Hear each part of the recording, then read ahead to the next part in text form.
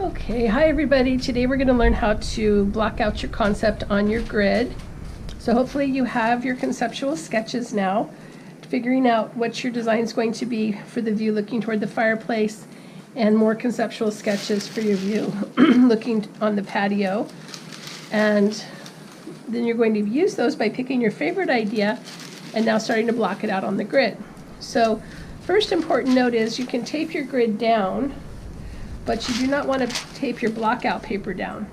Other important note is notice how I'm not blocking out right on the grid. I am using an overlay, so that way if I make a mistake, this is actually my third take, so I did already make a couple mistakes, you don't mess up your grid. You're just blocking out on your overlay. The other important note is you're using your floor plan. So you're blocking in your furniture that you want in this view to scale, okay? So I'm going to use my floor plan to determine that I can see it's the 7-foot chunk of wall, then the 9-foot fireplace, and the 7-foot section of wall. So remember, each of these squares are representing 1 foot by 1 foot. So I'm going to block out the walls in a different color than my furniture. So I'm going to count 7 feet here, starting at the corner, 2, 4, 6, 7, and I'm making a line. I'm going to go the other way, 2, 4, 6, 7. Okay, and then I see the opening of the fireplace is 3 feet from either side on the fireplace. So right here we have our 9-foot span, that's going to be the fireplace. And I'm going to count 1, 2, 3, make a line. 1, 2, 3, make a line. That leaves me with a 4-foot wide opening, and I'm going to make it 4 feet tall. Make it more monumental for this 1920 style house. Okay, so now I've blocked out the area that the fireplace is going to go into, right? Now I want to block out how deep it's going to go. So I have to remember where my vanishing point is.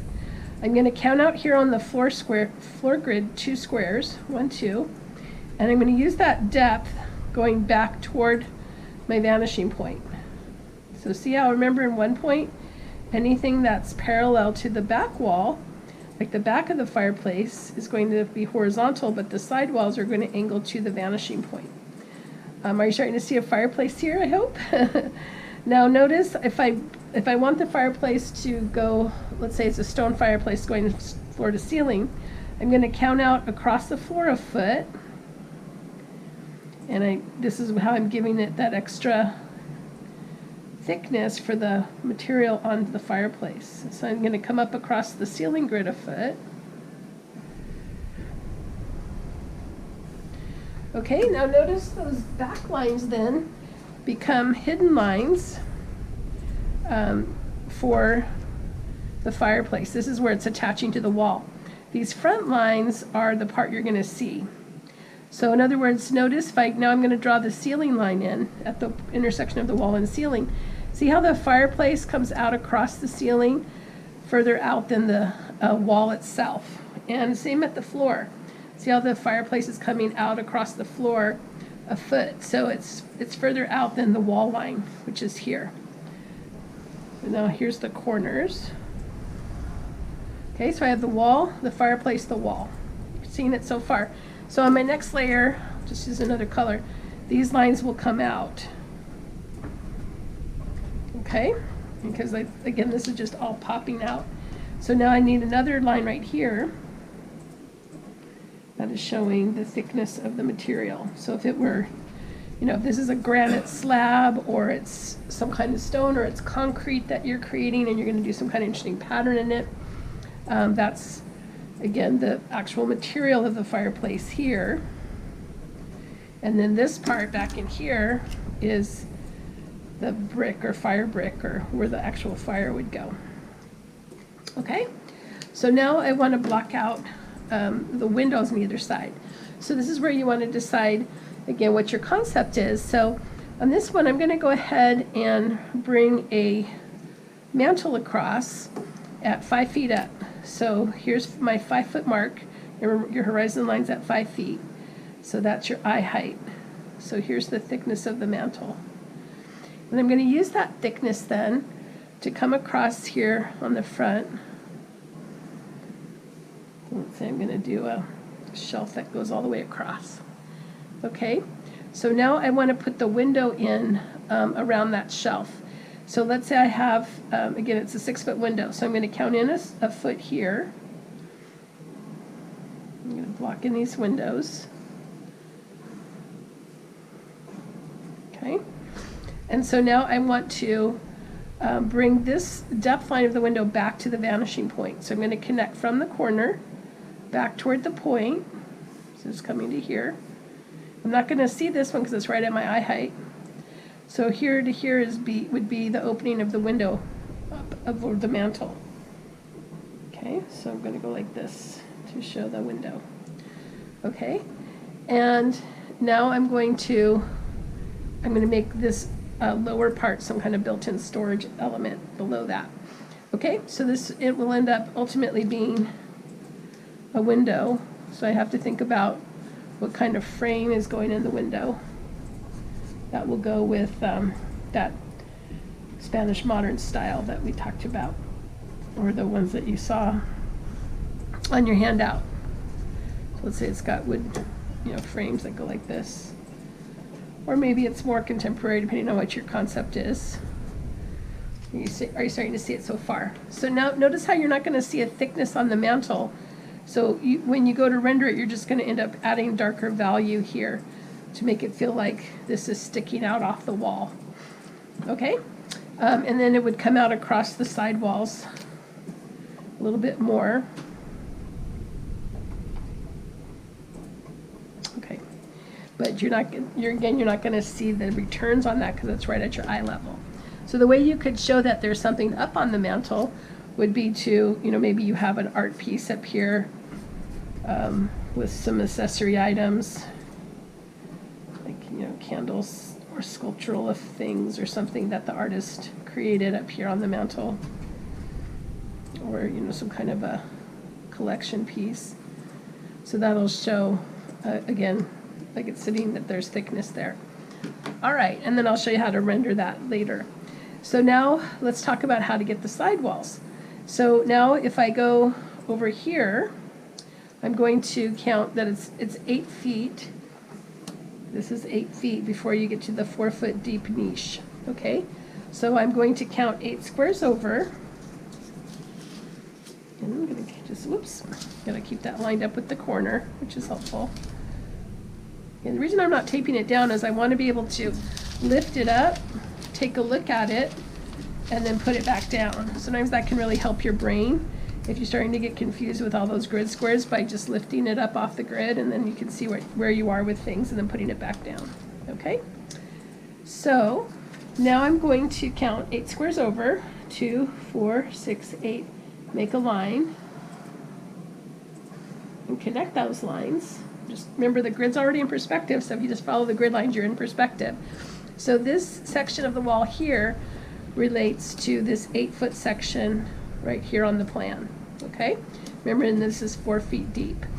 So now I'm going to scale on the floor grid 4 feet. 1, 2, 3, 4. Here's 4 feet on that grid line. So I'm just going to push that back over to the side like this, and that's going to equal this recess. Okay? Hopefully you can see that. So you're right here on the edge. I'm just going to go ahead and finish that off here so the viewer can kind of see where that recess starts. So now on this side, I've decided to put an arched opening. So it's 3 feet over, and let's say it's going to be, let's see, this is 8. So let's just make that 2 feet over, and it'll be a 6-foot opening. Okay, so I'm going to count 2 feet over here. 1, 2, coming up to make the opening. So it's going to be 2, 4, 6 feet wide. Okay, so I'm blocking it out first, like that. Okay, now also notice again that you can count the depth here on the grid. So if, let's say I want the wall to be a foot thick, I can count a foot here on the floor grid. As long as I'm on that same horizontal, I can use that and push it straight back to create the initial opening to the other adjoining room here. So I think about if I want to make that an arch later. But the other thing to remember is that if you can see into that other room, I can extend this floor line over, and I can extend the ceiling line over, and let's say there's another window here. I can see that in my adjoining room, or let's say that's a piece of art or something in the adjoining room. So again, these would connect over to your vanishing point, if it was a window. You're starting to see it? Okay, so now I've got the walls blocked out. Now I want to start blocking out some of the furniture. All right, so the first thing I'm going to do is block out the furniture that's up against the wall. All right, so let's say I've decided to keep a little display hutch right here for some of their artifacts. So I'm going to count over it. Remember, this is 8 feet wide, so let's say it's going to be a 4 foot wide display cabinet. So I'm going to count 2 feet, 1, 2, and 2 feet over, 1, 2. And so this area right here is the width of the cabinet.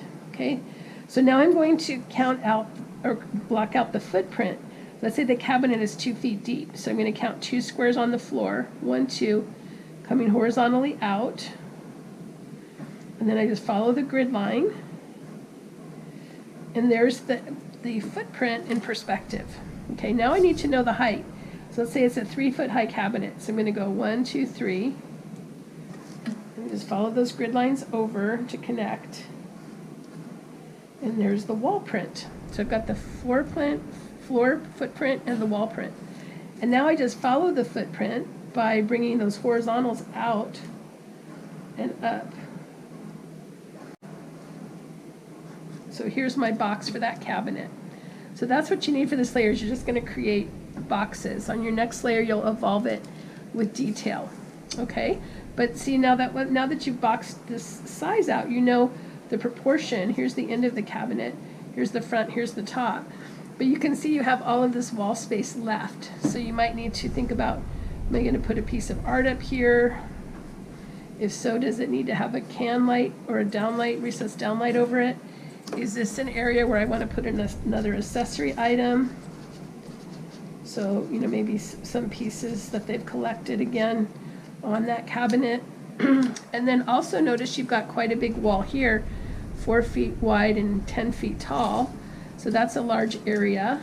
Are you going to hang some lights in the niche in this area, put an art piece? You know, is there going to be something here on the floor that gives you an interesting point here? So that's another reason why it's good to block it out, because then you can start to decide what's going to make sense for your concept. But also, you know, things might change as you block it out and you realize, oh, I don't like the proportions of the fireplace like this. I want to skinny it up this way and make those sidewalls wider, and that's okay. You don't have to get locked in to your initial design. You can keep changing it as you go through the blocking out process and refining the idea.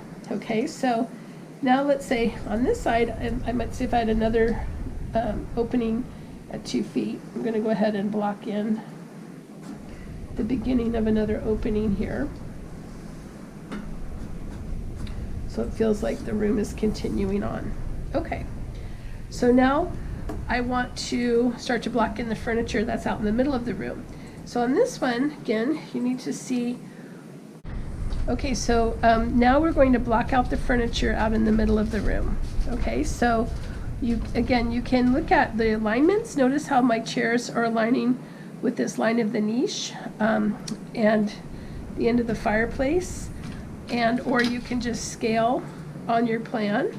Remember, this is in 1/4 inch scale, so I can say, okay, my chair is 7 feet over and it's 8 feet off the wall, and it's a 3x3 chair.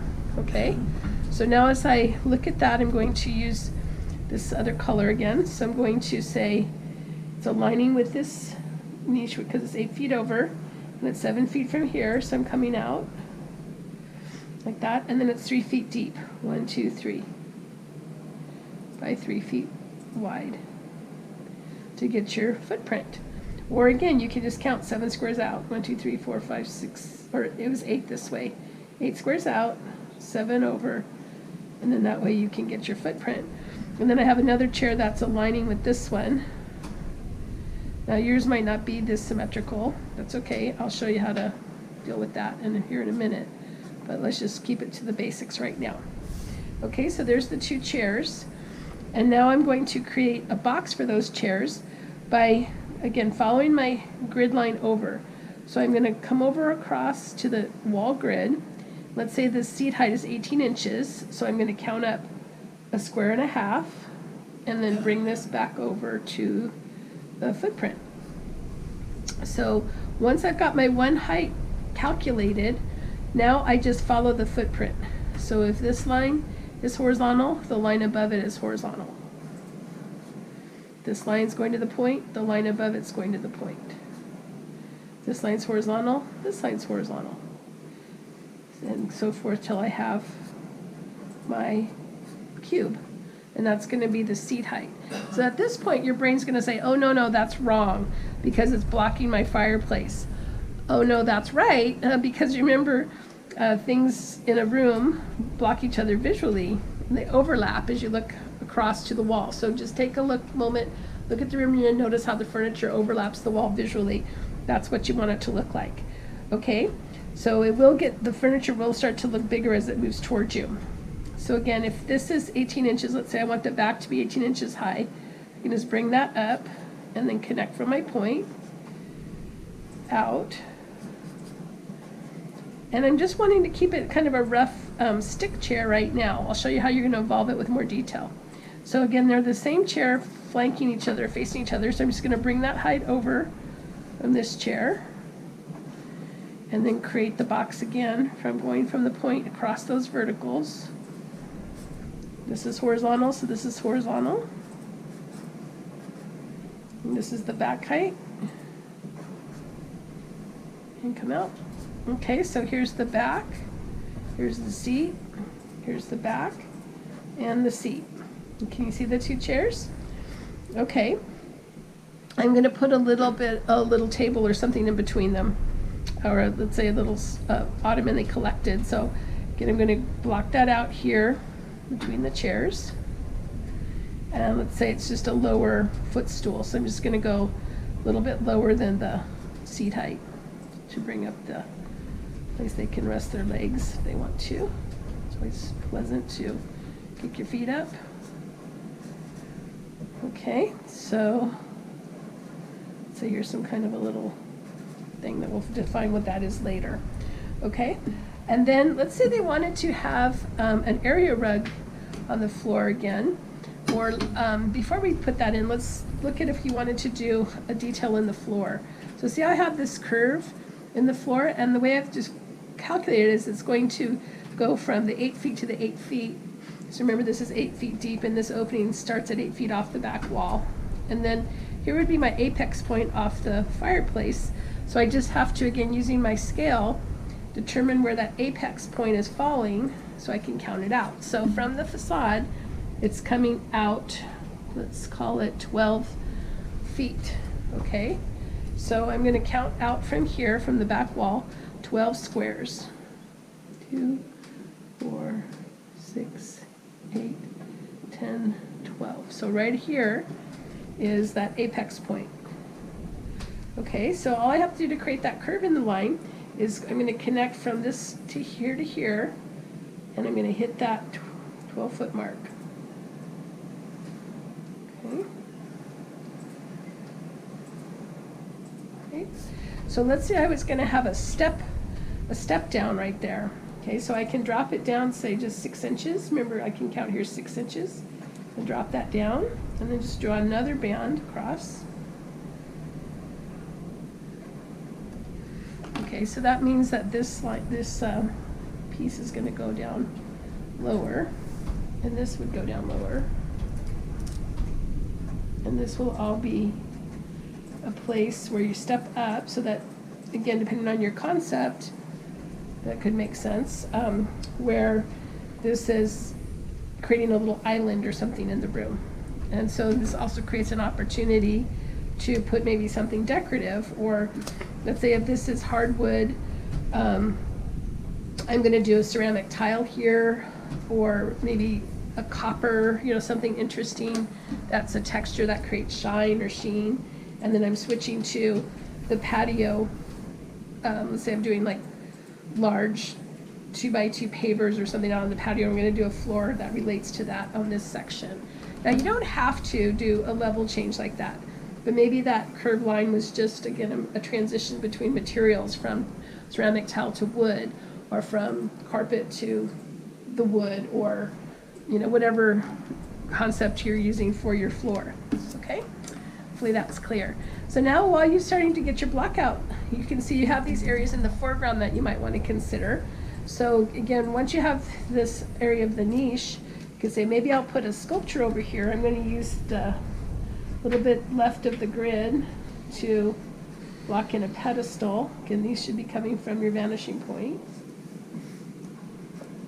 Okay, and bring it up. So notice this is really, you know, more of a sketch. You know, again, I'm not making it a drafting assignment. I'm not trying to carefully draft everything. So again, if I X out that square, I'll know where the center of the pedestal would be if I'm bringing up, you know, some kind of a interesting sculpture that the artist created, or something, again, they collect on their travels. Okay. On this side, notice this is the areas looking a little blank, so perhaps I want to add some kind of a sconce in, or uplight. You know, you can think about looking at, again, photos will help you decide what might work well. I'm just doing very generic things right now, but that might help you decide what, you know, might be a nice addition to your concept. I still have these areas down here that I have to deal with. So down here I'm going to put in built-in bookcases. Okay, so to do that, I have to think about my point again. Okay, so I'm going to go back to the point to create the depth. Okay, so let's say the wall has that thickness there. Let's do this in another color so you can see them clearly. I'll do them in the green. Okay, so here's the depth of the thickness of the bookcase. And then this is going back to the point, just like a big window. Okay, I'm going to do the same thing on the other side.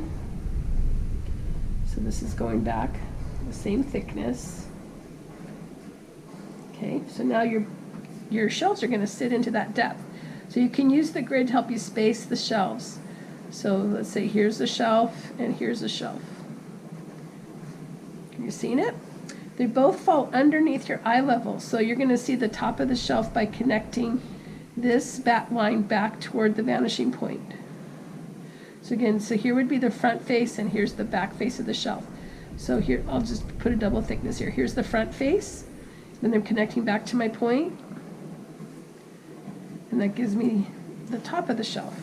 Okay, so if I want them to be the same height over here, I'm just going to follow that across.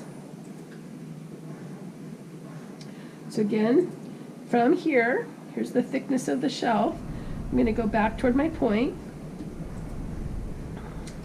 and that's going to be where my accessory items could fall. So let's say I'm going to, you know, put some books in. Oh, I need a different color. Say I'll put some books in here. You know, again, maybe some collection items sitting on the shelf. Now, usually when I do collection items, you can just make them look pretty abstract. Okay, so let's say I've got some art books sitting kind of horizontally and going back. Some of those big, nice picture books and other things that they wanted in their collection. Like that. So, again. And we'll do the same thing on the other side. So let's say I have the spines of the books here. They're going back toward the point. Collection pieces. You know, you can again just keep it fairly abstract, kind of blobs and shapes. But you don't want the shelves to look empty, because again, then it looks like they're just moving out of the space. Okay, so you're starting to see how it could block out. So this would be your block out layer. And then on your subsequent layers, you're going to overlay that and refine your concept. So maybe I've decided to put some more visual interest into that layer by adding these kind of more monumental elements that support that big wooden shelf. That's kind of tying that back to the Spanish mission with like a rustic wooden beam here. And then I have some kind of a decorative tile around the fireplace surround. and a hearth, and then I've decided to put my collection pieces behind glass in those niches, and then create those opportunities to put sculpture above.